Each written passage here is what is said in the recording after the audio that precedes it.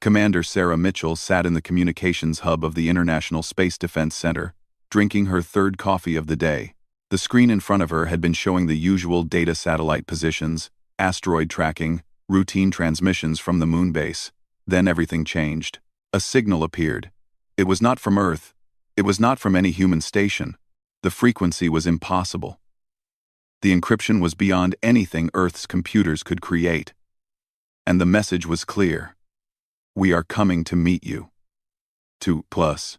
Within 6 hours, every major government on Earth knew about the signal. Within 12 hours, the United Nations Emergency Council was in session. Within 24 hours, Admiral James Chen stood on the bridge of humanity's newest orbital station, Sentinel-1, waiting to meet beings from another world. Distance? Admiral Chen asked. 2 million kilometers in closing, replied Lieutenant Torres from the sensor station. Speed is... Sir, they're slowing down. They want us to see them coming. Chen nodded. He was a tall man with gray hair and calm eyes. He had served in 3 navies during his career and had seen combat twice. But nothing had prepared him for this moment. No human had ever met an alien before. No one knew if they came in peace or war. Visual on main screen, he ordered. The screen flickered. Then everyone on the bridge stopped breathing. The alien ship was enormous. It stretched across space like a floating city, covered in lights and strange geometric patterns. The computer estimated its length at 50 kilometers. 50 kilometers. Earth's largest space station was barely 2 kilometers across. This single vessel could hold 1 million people, maybe more. My God, whispered Torres. Stay calm, Chen said, though his own heart was racing. Send the prepared greeting message. All channels. The message went out in radio waves, laser communication, and every other method Earth possessed. It was simple. Welcome to our solar system. We come in peace and wish to talk. The response came in perfect English. Greetings, people of Earth. I am Ambassador Thren of the Valorian Empire, speaking on behalf of the Galactic Council. We have traveled far to meet you. We have much to discuss. A hologram appeared in the center of the bridge. The alien who appeared was tall and thin. With blue-gray skin and large dark eyes, he wore robes that seemed to shift colors, and he carried himself with absolute confidence. Behind him, other aliens could be seen, some with scales, some with fur, others that looked like living crystals. I am Admiral James Chen of Earth's United Defense Force, Chen replied, keeping his voice steady. We are honored by your visit. Thren smiled, though it looked strange on his alien face. Your planet has recently developed faster than light communication.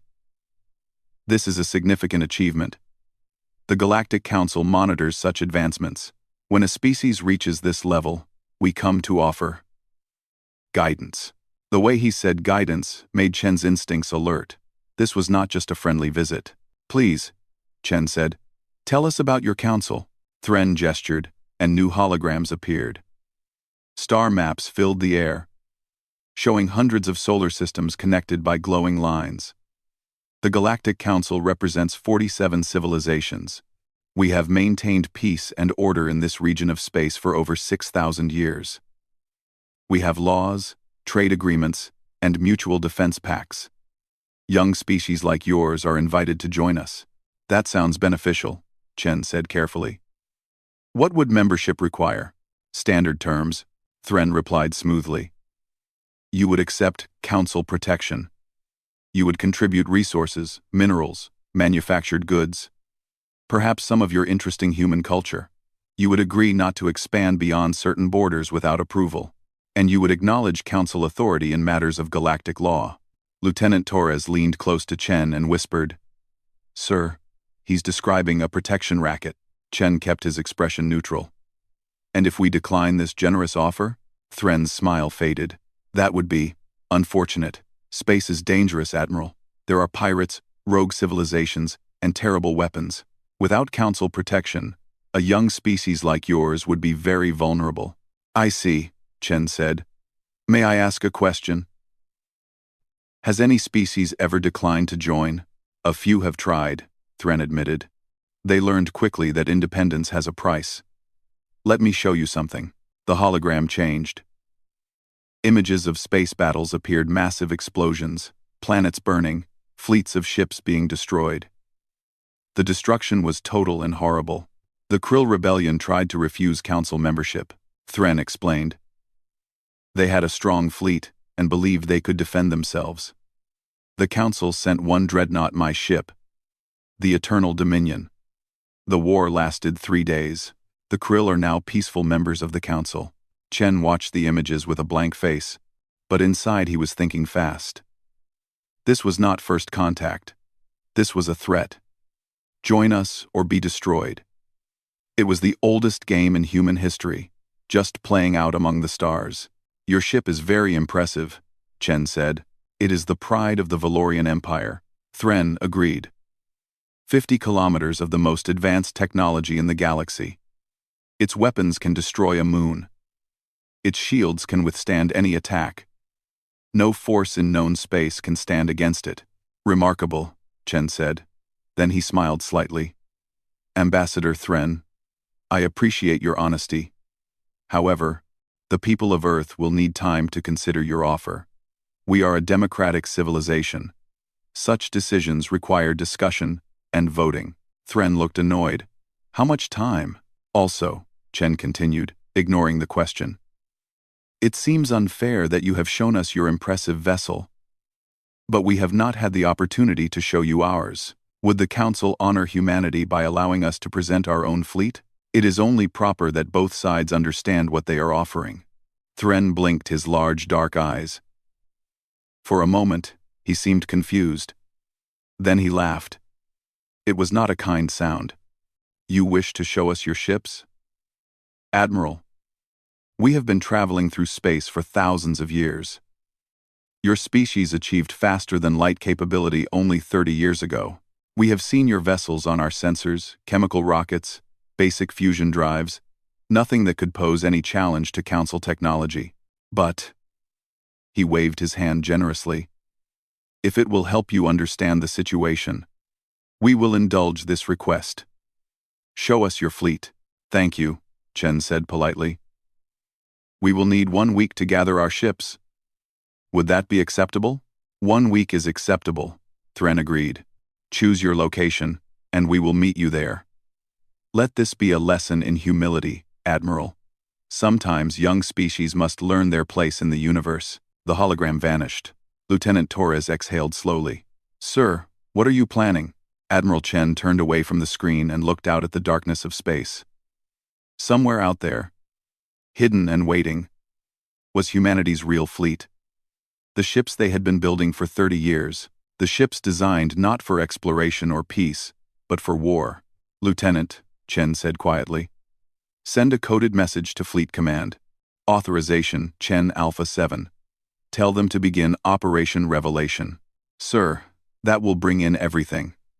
All the battle groups, all the reserves. If we show them what we really have. They threatened us, Chen interrupted. They think we are weak because we are young. They think our ships are primitive because they have not bothered to look closely. He smiled grimly. Let us teach the Galactic Council something about humanity.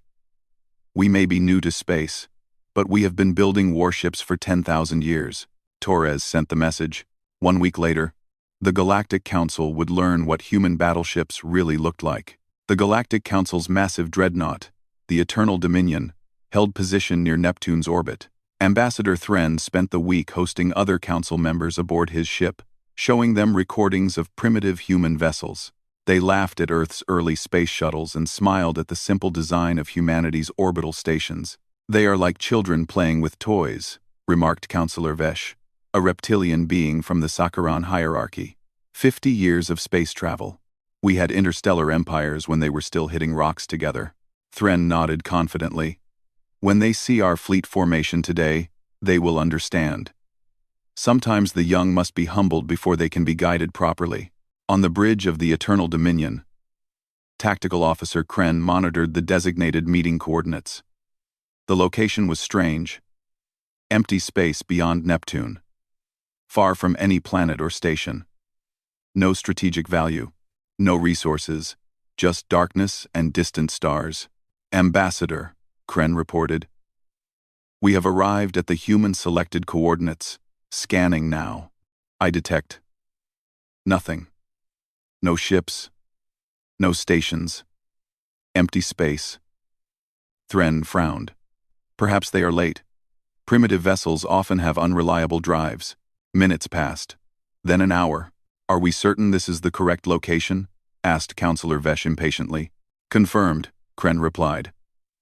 These are the exact coordinates provided by the humans. Thren's patience wore thin. He activated the communication channel. Admiral Chen. This is Ambassador Thren. We have arrived at the agreed location. Where is your fleet? There was a pause. Then Admiral Chen's voice came through, calm and polite. Ambassador Thren, thank you for your patience. We are already here. Our fleet will decloak now. Decloak? Thren repeated. What do you? Every alarm on the bridge screamed at once. Kren stared at his sensor display in disbelief. Contacts. Multiple contacts. They're appearing all around us. The main view screen lit up with hundreds of red dots. Ships materialized from nowhere, their stealth systems deactivating in sequence. The space around the Eternal Dominion suddenly filled with vessels, sleek destroyers, angular frigates, blocky cruisers. They appeared in perfect formation, surrounding the Council ship in a sphere 300 kilometers wide. Thren gripped his command chair. How many?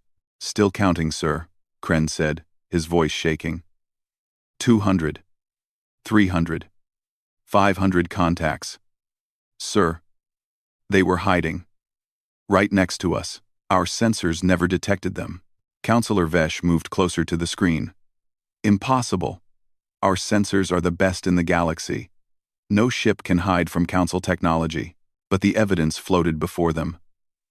Hundreds of human warships. Their dark hulls now visible. Their running lights creating a constellation of threat. Admiral Chen's voice returned. Ambassador, please forgive the dramatic entrance. We wanted to ensure all our vessels arrived safely. Thren studied the ships carefully. They were smaller than he expected, most under 2 kilometers, many just a few hundred meters long. Mass-produced vessels. Quantity over quality. It was a common mistake young species made. He felt his confidence returning. Admiral Chen, I must admit you surprised us. 500 vessels is an impressive number for such a young civilization. However, you must understand that numbers alone— Oh, these aren't our battleships, Chen interrupted calmly. These are our escort fleet. Destroyers, frigates, and cruisers. The battleships are still arriving. They needed more time to travel from the outer system. They should be here any moment now. The bridge fell silent. Battleships, Thren repeated slowly. These are not your largest vessels? No, Ambassador. The escorts are designed for screening, point defense, and rapid response. Our battleships serve a different purpose. Kren's console erupted with new alerts. Sir! Massive gravitational distortions detected at the system's edge. Multiple signatures. Whatever is coming through, it's enormous. The main screen shifted to show the edge of the solar system. Space itself seemed to ripple and tear. Then the first human battleship emerged. The UDFS Indomitable came through the slipspace portal like a mountain moving through water. It was gray and angular, covered in armor plating that looked thick enough to stop asteroids. Weapon turrets studded its hull like the scales of some ancient dragon. And it was massive, impossibly massive. Size estimate, Thren demanded. Kren's hands trembled on his console. 80 kilometers, sir. 80 kilometers long. The bridge erupted in shocked voices. The Eternal Dominion was 50 kilometers, the largest warship in Council space. This human vessel was larger. Much larger. Then the second battleship appeared. And the third. And the fourth. How many? Counselor Vesh whispered. 6 contacts, Kren reported. 6 battleships, each between 75 and 80 kilometers. They're forming up with the escort fleet. Thren stared at the screen, his mind racing. This was impossible. Humanity had only reached space 30 years ago. Building even one vessel of that size required decades of work, massive resources, and technology that took centuries to develop. Yet here were 6 of them, moving in perfect formation. Admiral Chen's face appeared on the communications screen. He looked exactly as calm as before. Ambassador, allow me to introduce the Earth United Defense Force battle fleet. The 6 battleships you see are the indomitable, unconquerable, defiant, resolute, relentless, and unyielding. Each is supported by cruiser squadrons, destroyer wings, and frigate screens. The complete fleet comprises 783 vessels. How? Thren found his voice. How did you build such vessels so quickly? Chen smiled slightly. We didn't build them quickly, Ambassador. We've been building them for 30 years since the day we discovered faster-than-light travel. Every resource, every factory, every shipyard. We didn't know what was out here in the galaxy. We didn't know if we would meet friends or enemies. So we prepared for the worst possibility. Counselor Vesh stepped forward. Admiral, I mean no offense, but size alone does not make a warship effective. The Council has centuries of combat experience. Our vessels have proven themselves in countless battles.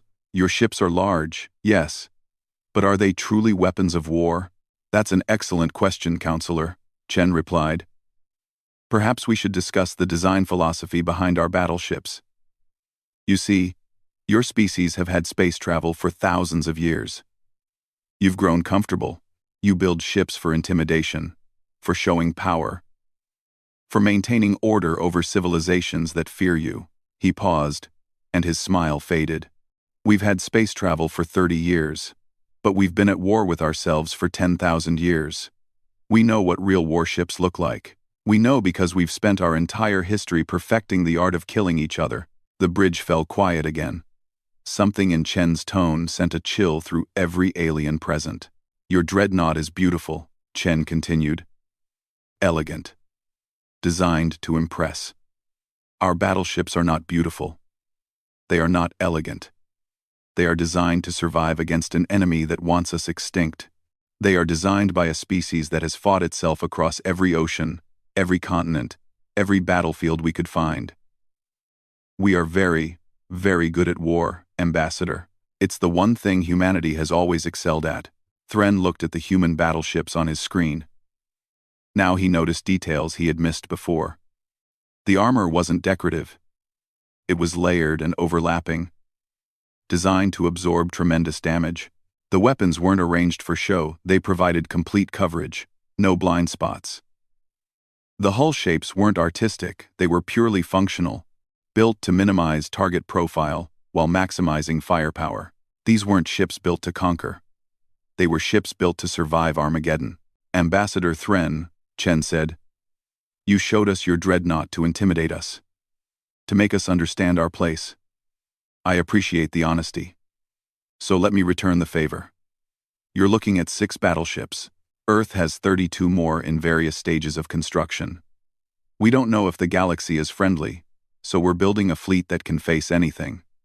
We hope we never need to use them, but if we do, he leaned forward slightly. We will be ready. Ambassador Thren stood on the observation deck of the Eternal Dominion, staring at the human fleet through the reinforced viewing window. For the first time in his 200 years of diplomatic service, he felt something unfamiliar. Doubt. Behind him, the emergency council meeting was not going well. This changes nothing, insisted Counselor Vesh, though his voice lacked its usual confidence. Large ships are expensive to maintain, difficult to crew, and slow to maneuver. The humans have built impressive monuments to their fear, but monuments do not win wars. 6 battleships, murmured Counselor Kress, a crystalline being whose body pulsed with nervous light, each larger than our flagship. And 32, more under construction. In 30 years, how is this possible? Thren turned from the window. I have been reviewing Earth's history files. The data is disturbing. He activated a holographic display. Images of Earth appeared. Cities burning. Mushroom clouds rising. Armies clashing across continents. ships sinking in oceans, aircraft falling from skies, tanks rolling across deserts. Humanity achieved industrial technology approximately 300 years ago, Thren explained. In those 3 centuries, they fought 2 major global wars, hundreds of regional conflicts, and came close to nuclear extinction at least 4 times. They have never known galactic peace because they have barely known planetary peace. Counselor Vesh scoffed. Primitive savages killing each other. This proves my point. They lack discipline and unity. No, Thren said quietly. It proves they understand war in ways we have forgotten. Look at this. The hologram changed, showing weapons development timelines. In 100 years, they went from simple propeller aircraft to hypersonic missiles. Their rate of military innovation is 10 times faster than any council species. Do you know why? Silence. Because they were always preparing to fight each other. Humans never had the luxury of assuming their enemies were weaker. Every weapon they built, someone else was building a counter-weapon. Every defense they created, someone else was designing a way to break it. They evolved their warfare against the most dangerous opponent possible themselves. The meeting chamber doors opened. Admiral Chen entered, accompanied by 2 human officers. They wore simple dark blue uniforms with minimal decoration. No ceremonial weapons. No elaborate insignia, pure function. Admiral Chen, Thren greeted him formally. Thank you for joining us. The Council has questions about your vessels. Of course, Chen replied. Please, ask anything. Counselor Vesh stepped forward, his scales rattling with irritation. Your battleships are impressively large, Admiral, but size creates problems. How do you power such vessels? Our dreadnought requires a 0-point energy core that took 50 years to construct. You claim to have built 6 identical ships in 30 years. Explain. We use fusion reactors, Chen answered simply. Multiple reactors per ship. The Indomitable has 48 separate reactor cores. The aliens exchanged glances. Multiple reactors was inefficient. Wasteful. Why so many? Asked Counselor Kress. One large reactor is more efficient than many small ones. Redundancy, Chen explained. If one reactor is damaged or destroyed, the others continue operating. The ship stays functional. In human naval doctrine, survival is more important than efficiency. Thren felt that chill again. You designed these ships expecting them to be damaged. We designed them expecting them to be destroyed, Chen corrected. Everything on a human battleship has backup systems. Backup power, backup weapons, backup life support, backup communications. The Indomitable can lose 60% of its systems and still fight. It can lose 80% and still limp home. Wasteful, Vesh muttered. Chen's expression hardened. Counselor, may I ask about your dreadnought's design? I noticed your primary power core is located in the center of the vessel. Very efficient placement. But if that core is damaged, what happens? That is impossible, Vesh said. The core is protected by layers of shielding and armor. No weapon can reach it.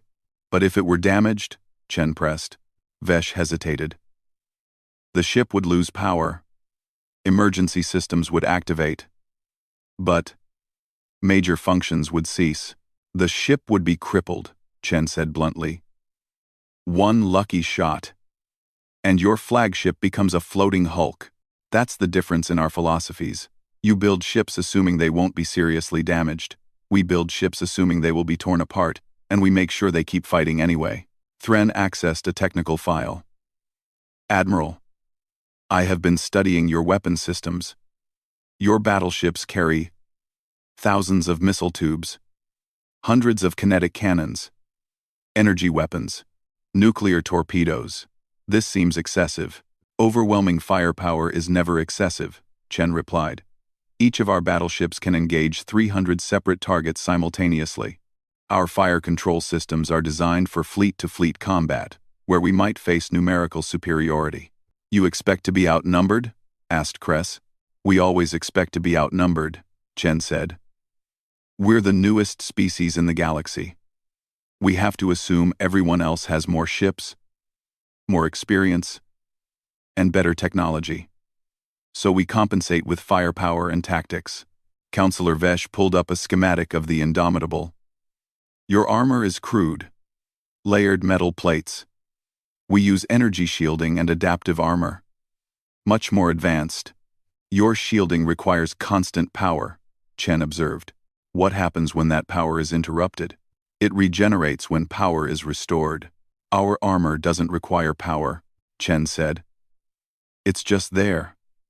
Thick, layered, redundant, primitive. Yes. But it doesn't fail when the reactor takes damage. It doesn't need to regenerate. It simply absorbs punishment until the ship is safe.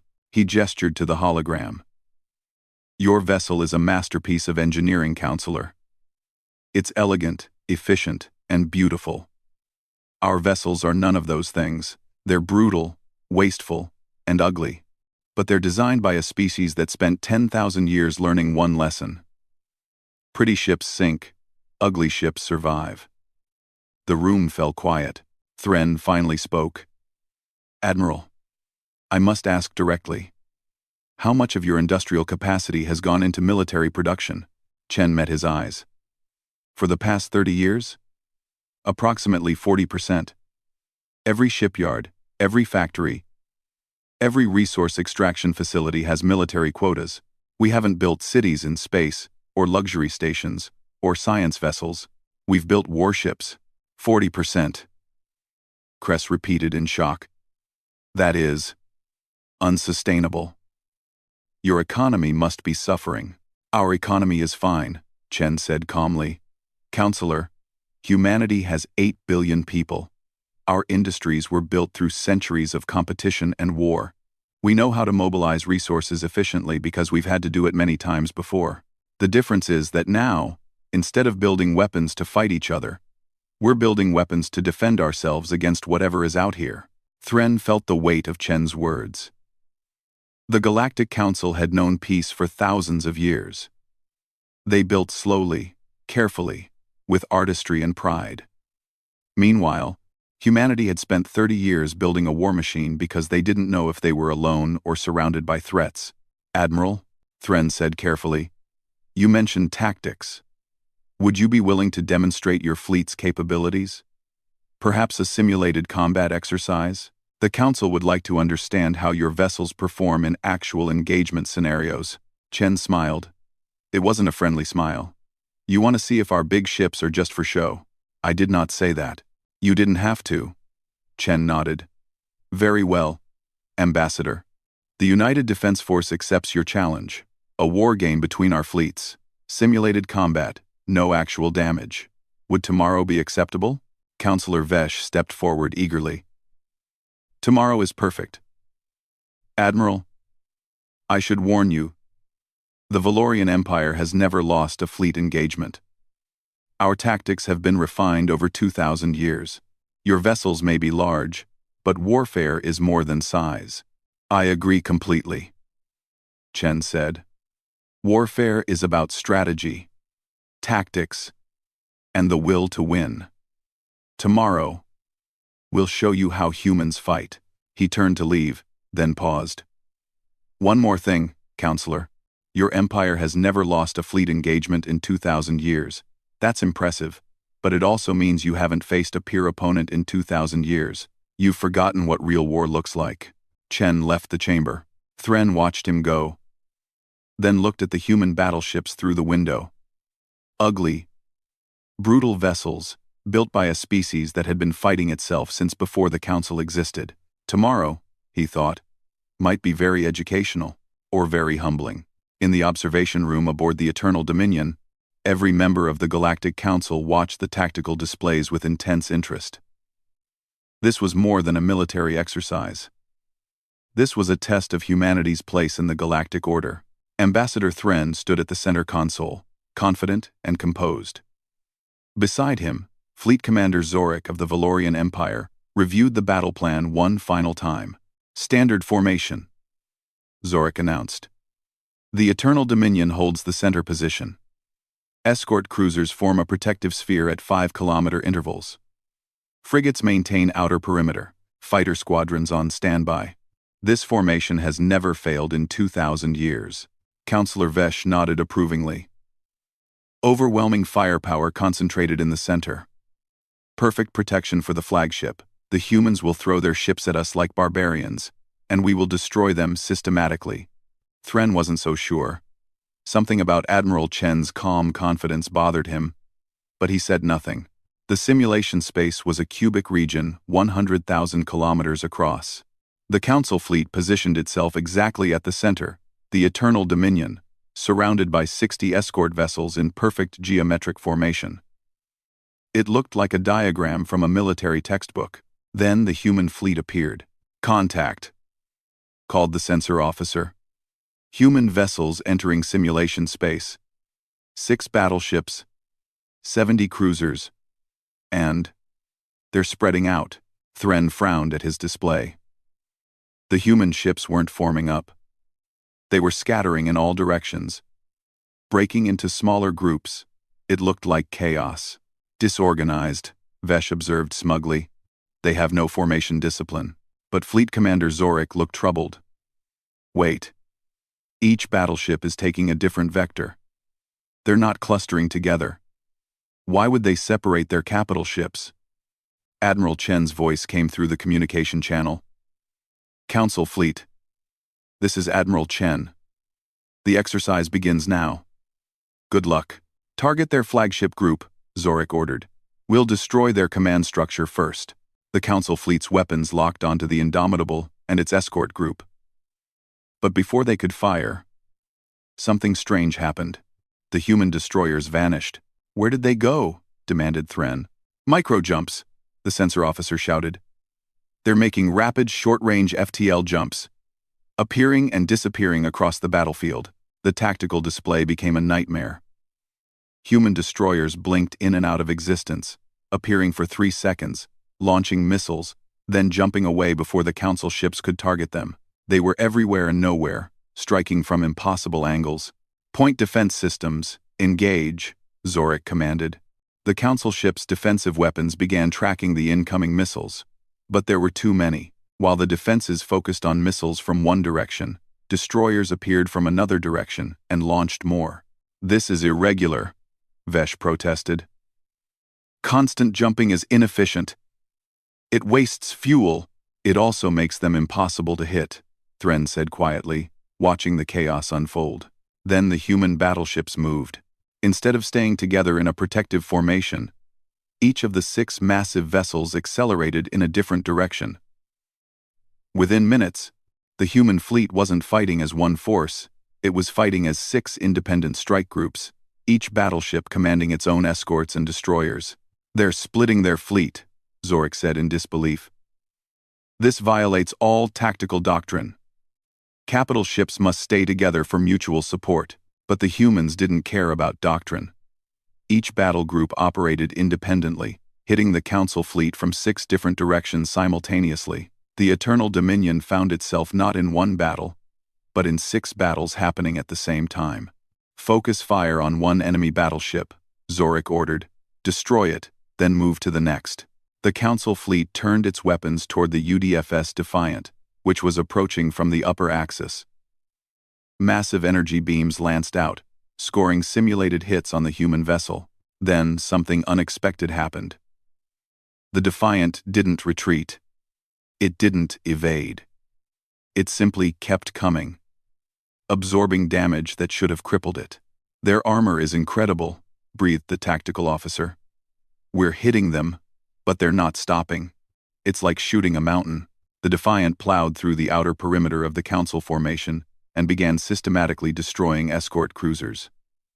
Its weapons fired in all directions: missiles, kinetic rounds, energy beams. Ships that had stood for centuries in the Valorian fleet were marked as destroyed in the simulation, one after another. "Pull back the escorts," Zorik commanded. "Reform around the flagship." But the other 5 human battleships had reached their positions. The Council fleet was completely surrounded. Thren watched in growing horror as the human strategy became clear. They weren't trying to destroy the Eternal Dominion. They were ignoring it completely. "Why aren't they targeting our flagship?" Counselor Kress asked, confused. Because they're smarter than we thought, Thren said grimly.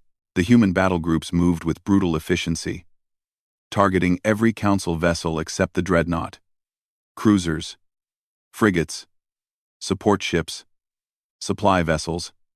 Everything was systematically eliminated. The destroyers jumped in and out, preventing the council ships from organizing an effective defense. The battleships advanced like unstoppable walls, absorbing damage while dealing devastation. Within 40 minutes of simulated combat, the Eternal Dominion stood alone. The council flagship was undamaged, its weapons fully charged, its shields at maximum. But every single escort ship was marked as destroyed. Every support vessel was gone. Every fighter had been eliminated. The simulation paused. Admiral Chen's face appeared on the communication screen. Ambassador Thren, the exercise is complete. Would you like to continue? Zorik stared at his tactical display in shock. This is impossible. We still have the most powerful ship. We can still fight. Against 6 battleships? Chen asked. With no escorts, no support, no supply line? Fleet commander, in human naval doctrine, an isolated capital ship isn't a threat. It's already dead. We just haven't finished it yet. Thren understood immediately. You didn't want to destroy our flagship. You wanted to isolate it. Exactly, Chen confirmed. A lone dreadnought can fire all the weapons it wants.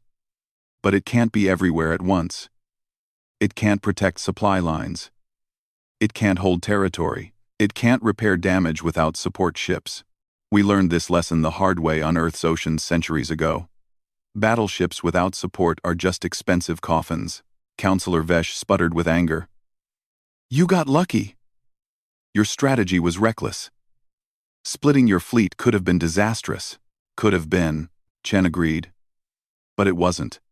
Because we planned for it. Every human battleship is designed to operate independently. Every commander is trained to make decisions without waiting for orders. We don't rely on a central flagship because we know that central command points are targets. We distribute our command structure across the entire fleet. Zorik finally found his voice. You fight like there's no central authority. We fight like our enemy might cut off our head at any moment, Chen said. So we make sure the body can keep fighting even if the head is gone. It's messy, it's chaotic, and it violates every principle of elegant warfare. But it works. Thren looked at the frozen tactical display, seeing the battle with new eyes. The council fought like chess players, elegant, strategic, controlled. The humans fought like a swarm of predators, chaotic, aggressive, overwhelming. Your destroyers, Thren said slowly. The constant jumping. That must be exhausting for your crews. It is, Chen admitted. Human crews train constantly for high-stress combat. We don't have the luxury of comfort. Every simulation, every exercise, we push our people to their limits because we assume real combat will be even worse. And your battleships absorbing damage instead of evading? We accept that we'll be hit, Chen said simply. So we build ships that can take hits and keep fighting. Evasion is good, but armor is certain. Counselor Kress spoke up, her crystalline form pulsing with confused colors. Admiral Chen, your tactics are effective, but they seem brutal. You accept heavy casualties as inevitable. We do, Chen said quietly. Because in real war, casualties are inevitable. The Council has had peace for so long. You've forgotten that truth. You design your battles to be clean and decisive. We design our battles to be survivable, even when everything goes wrong. Thren turned away from the display.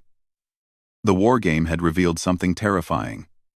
Humanity didn't fight wars to win glory or demonstrate superiority. They fought wars to survive extinction.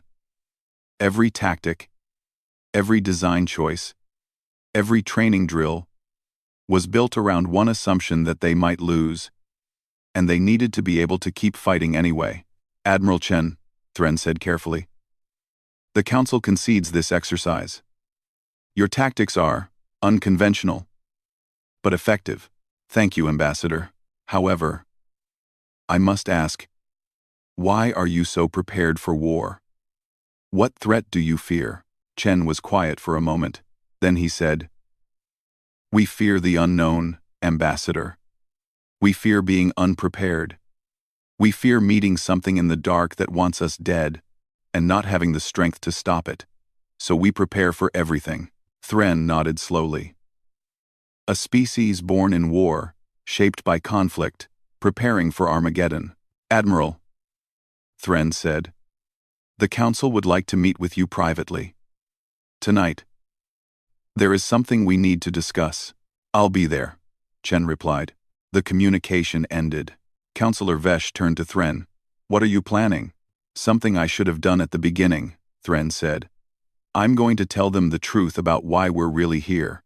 The Grand Hall, with its soaring ceilings and artistic holograms, was dimmed. Only emergency lighting remained, casting long shadows across the floor. Ambassador Thren stood at the observation window, watching the human fleet in the distance. The battleships hung in space like sleeping giants, their running lights creating patterns against the darkness. Behind him, the council members gathered in a semicircle. This was not an official meeting. No recordings, no protocols, no formalities, just 12 representatives of galactic civilization, about to admit something they had hidden for decades. Admiral Chen entered the chamber alone. He had refused an escort, walking through the alien ship with only a small translation device and his uniform. Thren respected that.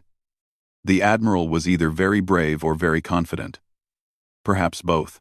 Admiral Chen, Thren greeted him. Thank you for coming. You said it was important, Chen replied, looking around the dimly lit chamber. This feels less like a diplomatic meeting and more like a confession. Thren managed a weak smile. You are perceptive. Please, sit. They moved to a circular table. The council members took their seats, and Chen sat across from Thren. The tension in the room was thick. Admiral, Thren began, I must apologize. When we arrived at your system, we were not entirely honest about our intentions. I know, Chen said calmly. You came to threaten us into submission. Standard Imperial expansion tactics. Offer protection, demonstrate overwhelming force, and make the alternative seem worse than compliance. Counselor Vesh shifted uncomfortably. You speak bluntly. I speak honestly, Chen corrected. And I'm waiting to hear why you're doing the same now. The war game changed something. What was it? 5 or 7. Quote, Thren took a breath. You are correct that we came to bring Earth into the Council's sphere of influence. But you are wrong about why. We did not come here for conquest, or resources, or pride. We came here because we are desperate. The word hung in the air. Chen leaned forward slightly. Explain. Thren activated a holographic display. A star map appeared, showing the Council's territory, hundreds of systems connected by trade routes and patrol paths. But on the outer edge, several systems glowed red. For the past 20 years, Thren explained, the Council has been facing attacks on our frontier. Unknown vessels appear, strike our outposts, and disappear before we can respond. They don't communicate. They don't negotiate. They simply attack and vanish. Pirates? Chen suggested. We thought so at first, Counselor Kress said, her crystalline body pulsing with anxious light. But pirates want treasure or ransom. These attackers want something else. They destroy everything, ships, stations, colonies. They leave nothing behind. Thren expanded the map. We call them the scattered ones. We don't know where they come from or what they want. What we do know is that they fight unlike any enemy we've ever faced. Let me guess, Chen said quietly. They don't use massive flagships. They use small, fast vessels. They strike from multiple directions. They avoid direct confrontation with your dreadnoughts. The council members exchanged glances. Yes, Thren admitted. Exactly that. Our traditional tactics are useless against them. We send a dreadnought. They scatter and reform elsewhere. We establish defensive positions. They strike undefended systems. We try to track them, but their ships are too small and too fast. In 20 years, we have not won a single decisive engagement. Chen sat back in his chair, understanding dawning on his face. And then you discovered humanity, a young species that fights exactly the same way. Your war game today showed us tactics we have never seen, Zorik said. Independent battle groups, distributed command, overwhelming firepower, accepting damage to deliver damage. These are not council methods, but they might work against the scattered ones. You want us to teach you, Chen said. It wasn't a question. More than that, Thren replied. We want to offer Earth full membership in the Galactic Council. Not as a client species, but as an equal member, with full voting rights, access to all council technology and trade networks, and a seat at every decision table. Councillor Vesh spoke up reluctantly. We also want to hire human military advisors, officers who can teach our fleets how to fight like you do, how to think like you do. Chen was quiet for a long moment, processing this. You came to intimidate us into submission, and now you're offering us everything because we're better at war than you are. Yes, Thren said simply. The Council has maintained peace for 6,000 years. But peace has made us soft. We have forgotten what real war looks like. You showed us today that we have been playing at warfare while you have been perfecting it. We haven't perfected anything, Chen said. We're just very experienced at killing each other. That's not something to be proud of. Perhaps not, Kress agreed. But it may be the only thing that can save us now. The scattered ones are pushing deeper into council space. We have lost 37 colonies. Over 2 million lives. And we have no idea how to stop them. Chen stood and walked to the observation window. He looked out at his fleet, the battleships that humanity had built from fear and desperation. Ships designed by a species that had never known true peace. If we join the council, Chen said slowly, we're not just offering military advice. We're committing to fight your war. Our war will become your war, Thren acknowledged. If you join us, the scattered ones will eventually target Earth as well. We cannot guarantee your safety. In fact, we are asking you to step into danger. But we're also offering you a place in galactic civilization, Vesh added. Technology, knowledge, trade, allies. Everything humanity needs to thrive among the stars. Chen turned back to face them. I need to understand something. For 6,000 years, the Council has been the dominant power in this region of space. You have massive ships, advanced technology, and dozens of member civilizations. How can a species like the scattered ones threaten you so badly? Thren pulled up tactical recordings. Watch. The hologram showed a battle. A council fleet of 15 ships, including a dreadnought, faced a swarm of small, unknown vessels. The council ships formed their traditional protective sphere around the flagship. The scattered ones didn't attack the formation head-on. Instead, they scattered, reformed, struck from 12 different angles at once. They targeted support ships, supply lines, communication relays, everything except the dreadnought.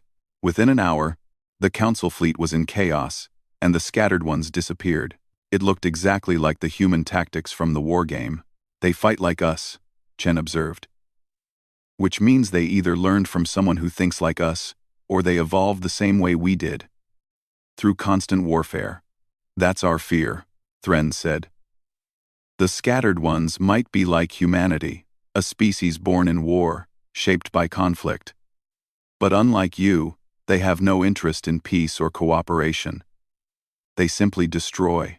Chen watched the recording again, his tactical mind analyzing every move.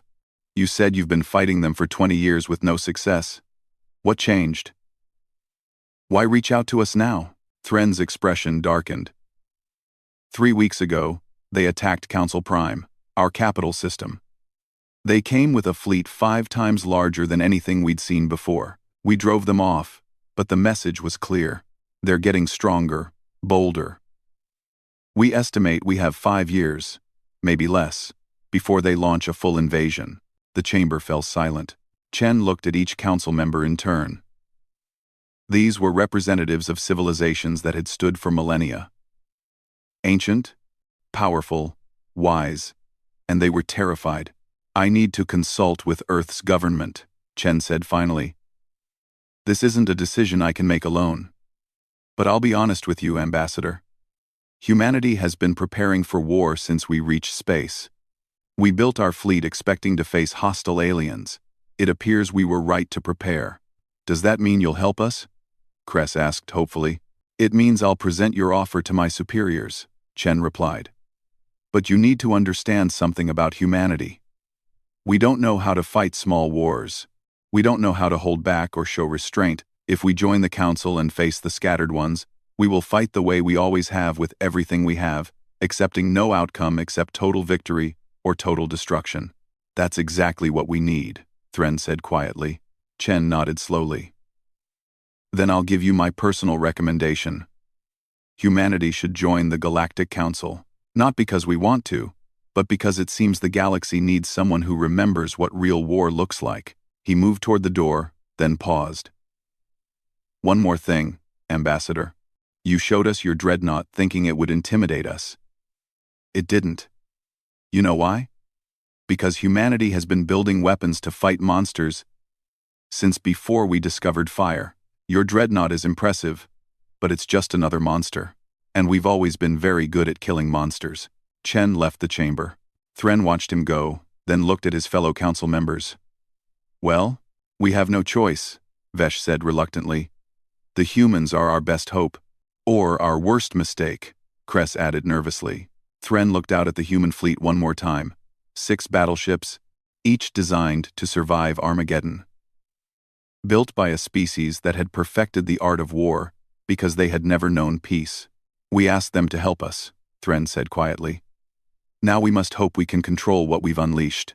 In the distance, the battleship Indomitable hung in space like a promise and a threat.